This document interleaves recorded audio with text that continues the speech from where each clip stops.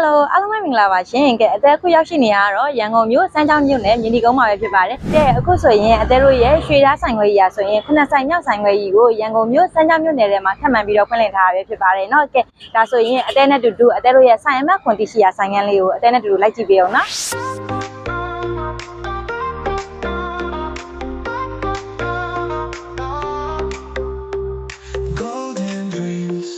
Shining bright